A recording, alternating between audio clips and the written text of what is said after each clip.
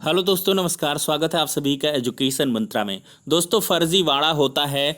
जो फर्जी करने वाले हैं, कह लें कि सौदेबाजी करने वाले हैं, अभ्यर्थियों के भविष्य का जो सौदा करते हैं, या कह लें जो जालसाजी करते हैं, उनके लिए कोई कड़े इंतज़ाम नहीं है। लेकिन ऐसे में एक चर्चा है सोशल मीडिया प्लेटफॉर्म पर, उस पर डिस्कशन होगा कि फर्जीवाड़ा करने पर 7 साल की कैद और पूरी संपत्ति जब्त करने का प्रोविज़न, और साथ ही साथ इनकी जो संपत्ति है उसकी नीलामी हो।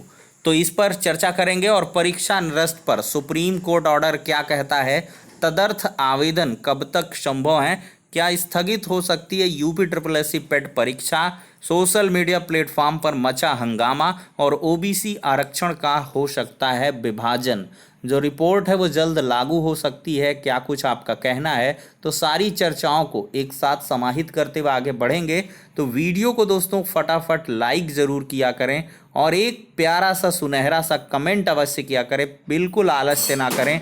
आपका एक कमेंट हमें काफ़ी मोटिवेशन प्रोवाइड करता है।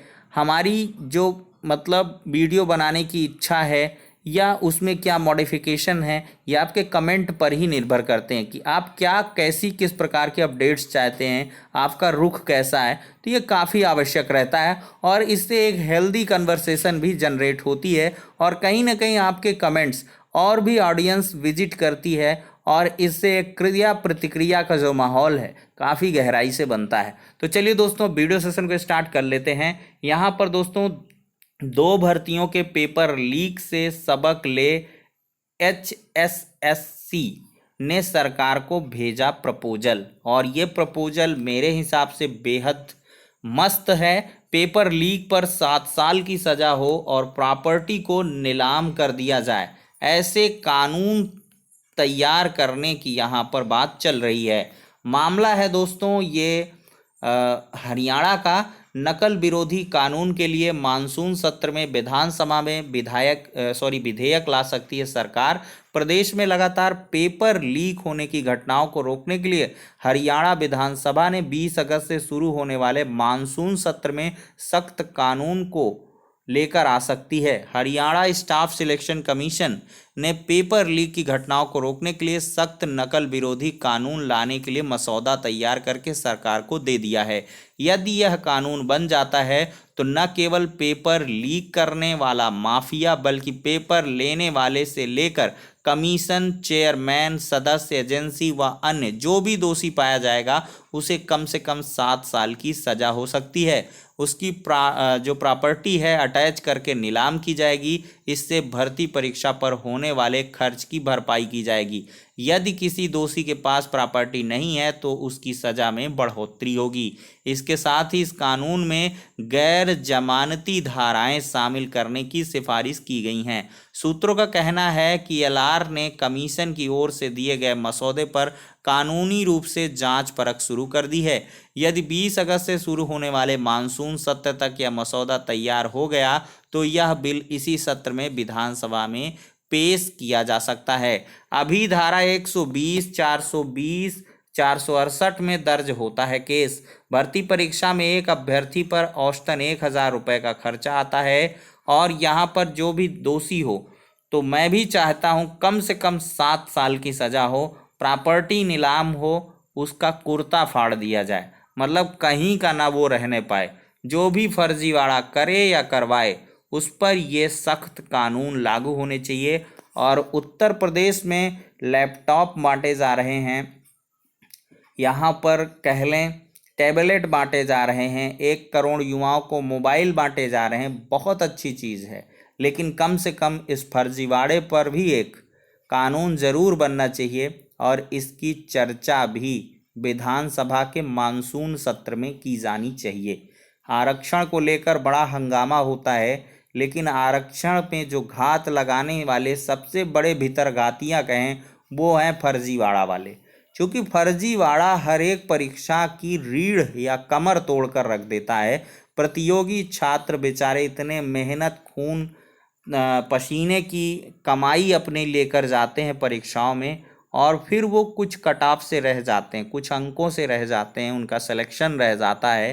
कितना नागवार है उन सभी परीक्षार्थियों के लिए जो कि मेहनत कश हैं, ईमानदारी से पढ़ते हैं, किराए के कमरे में रहते हैं, तो उन सबके लिहाज से उनकी भावनाओं का सम्मान करते हुए ऐसे सख्त कानून उत्तर प्रदेश सरकार को भी लाने चाहिए।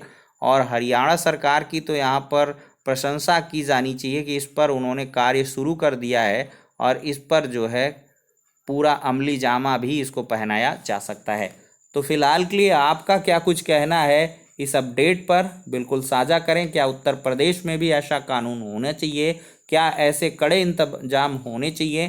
क्या संपत्ति जब्त की जानी चाहिए? क्या ऐसा कानून लाना चाहिए? इसकी बहुमूल्य प्रतिक्रिया आप अवश्य दें।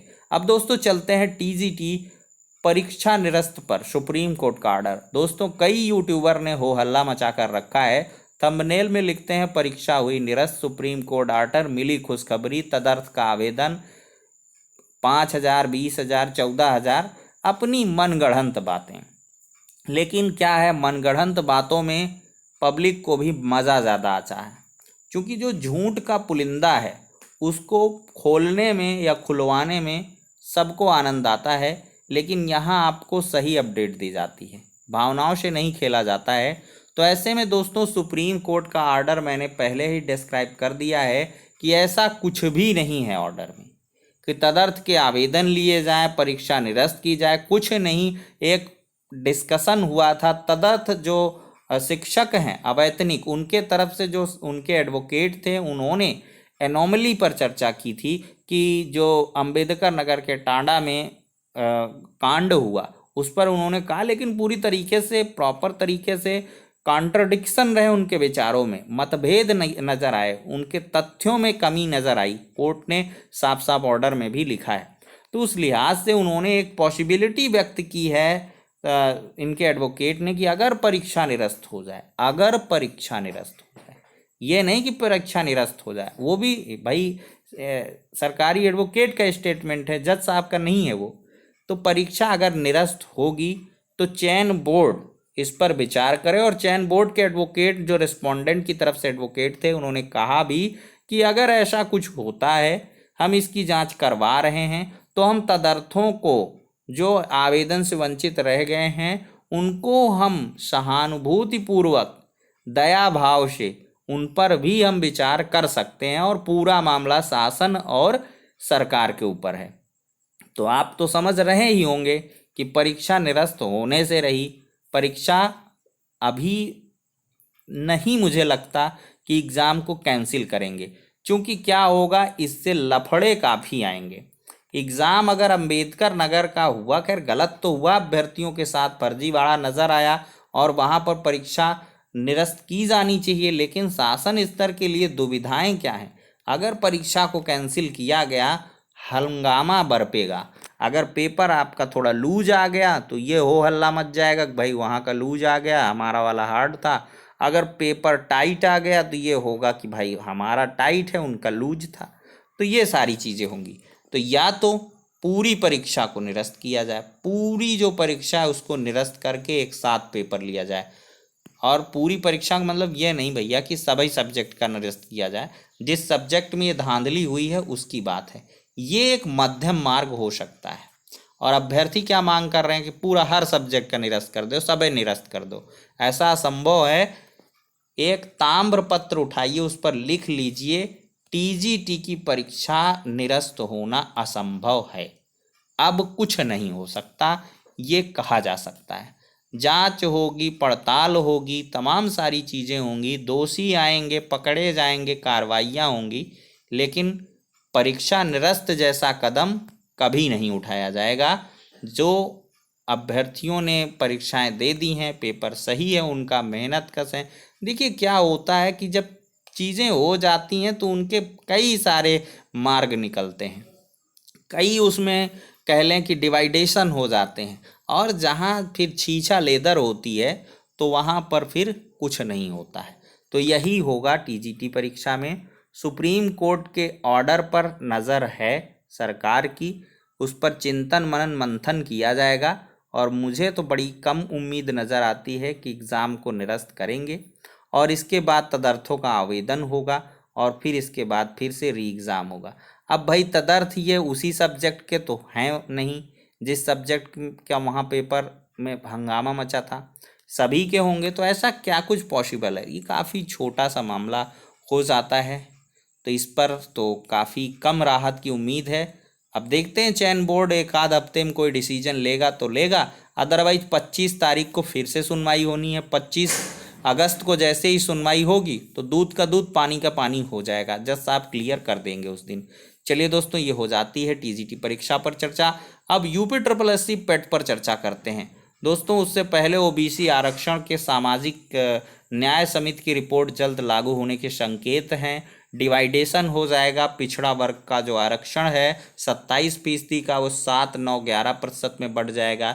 यादव, पटेल, सुनार, गुप्ता, कुर्मी, जाट, गुज्जर, ये सब क्या है, थोड़ा सा अपग्रेडेड वर्जन हो गया है इनका, तो 7% कोटा इनको मिलेगा। भैया ज़्यादा आपने लाभ उठा लिया तो 7% लो। अब कुशवाहा, बिंद, निषाद, पाल, प्रजापति, चौहान, ये सब क्या हो गए, 9% में आ गए।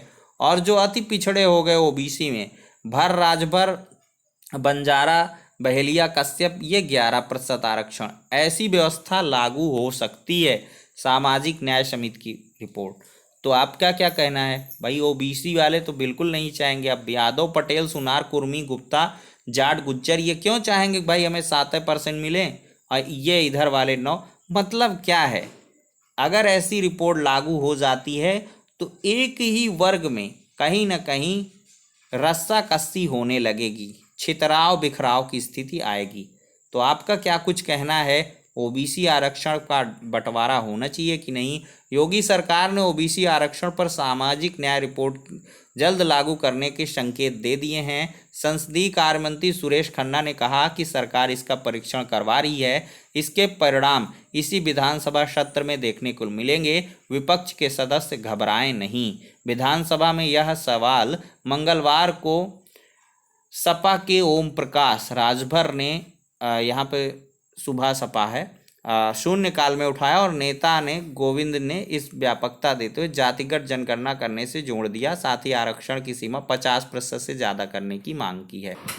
तो ये भैया हो जाती है ओबीसी आरक्षण के बंटवारे को लेकर। इसको लेकर भी पूरे सोशल मीडिया पर काफ़ी घमासान कह सकते हैं। आपका क्या कुछ कहना है, अपनी राय दें। और यूपी ट्रिपल एससी पेट के बारे में आज तक की तरफ से अपडेट किया गया, स्थगित हो सकती है ऑनलाइन परीक्षा, सोशल मीडिया पर उठ रही मांग। UPSSC.gov.in पर मामला दोस्तों आप लोग समझ सकते हैं। CGL के स्टूडेंट्स ने यहाँ पर एक प्रोटेस्ट छेड़ दिया है। UP triple SC PET date extended, UP triple SC PET hashtag का इस्तेमाल कर रहे हैं, UP triple SC PET date extend ऐसी रिक्वेस्ट कर रहे हैं। और यहाँ पर देख सकते हैं SSC CGL की भी परीक्षा यहाँ पर 24 तारीख को है। लेकिन आपको बता दें, पेट कभी भी किसी मायने में स्थगित नहीं होगा। ये सब फर्जी का हो हल्ला है, कुछ नहीं होना है। पहले इस पर मीटिंग हुई है, मैंने आपको पहले ही बता दिया है। जिसका भैया मन हो CGL दे और मन हो तो यूपी ट्रिपल एससी पेट दे, ठीक है। तो ये इस पर है, बाकी इस प्रकार से स्थगित जैसी कोई न्यूज़ नहीं है। जिनका है एग्ज़ाम भाई मशक के पढ़ो, और इसकी रणनीति हमने साझा कर दी, कैसे सफलता मिलेगी इसके बारे में हमने बता दिया है। तो फिलहाल के लिए चलते हैं, नेक्स्ट वीडियो में मिलते हैं।